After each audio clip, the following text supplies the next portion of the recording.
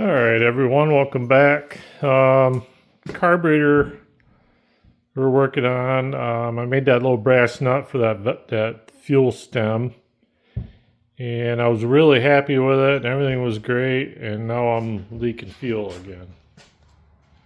So I think for right now we're gonna let that go, and we're gonna work on our clutch issue. We got to get the fuel tank off, air cleaner, and belt pulley, and then we can start ripping into that clutch. So stay tuned. Alright, well, I got the belt pulley off. Made a little bit of a mess, but not too bad. Here's the clutch. We got a small block Chevy clutch mounted onto a Mccormick gearing flywheel. This is the original coupler that was with this tractor. That goes to the input of the transmission. And I made this part that bolts onto that. It's turned down, it runs down, and then there's a input shaft. I have an input shaft that fit that clutch disc and a pilot bearing. I got that all welded up in there, kind of cobbled together. And it's been pretty good, but I think it's time for see that clutch disc needs to be replaced because it's all rust jacked and needs something different in there. But I'll keep tearing here. We'll get this part. I'll give you a little better look at what we got going on. All right, everyone. Well, we're back. Back on this clutch issue I was having. Got everything tore apart. Everything looks pretty good in here.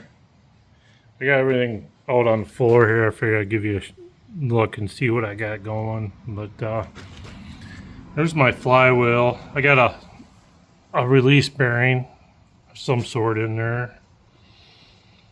I don't remember what size. And looks like I got a bushing inside of the bearing to take up the gap because I couldn't come up with the right bearing. But here's the face of the flywheel where the clutch disc drives. Everything looks good there. Let's see here.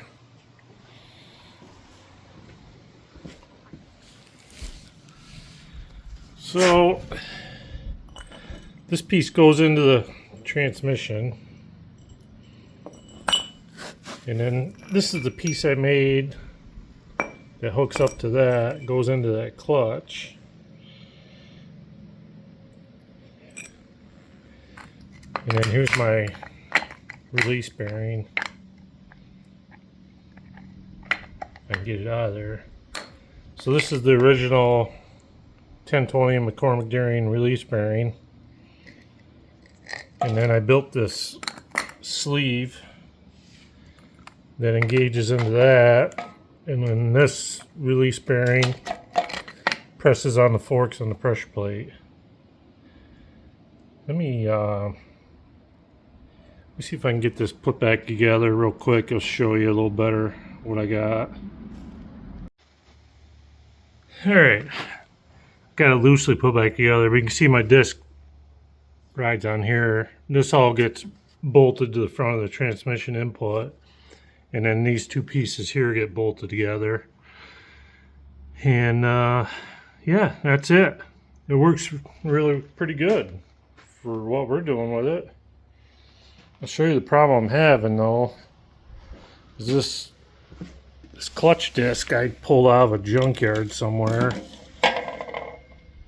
And it was fairly new, but you can kind of see how it's all rust jacked down in there, and these disc ain't releasing like they should. So the plan is I'm going to get a new clutch disc, and everything else is going back in. Looks like, I don't remember doing this, but it looks like I had to ground the end of that clutch disc off to get myself some more room. So I'll have to do that on a new one too, but whatever. It is what it is. So All right, guys. We're going to get some parts and we'll talk to you soon.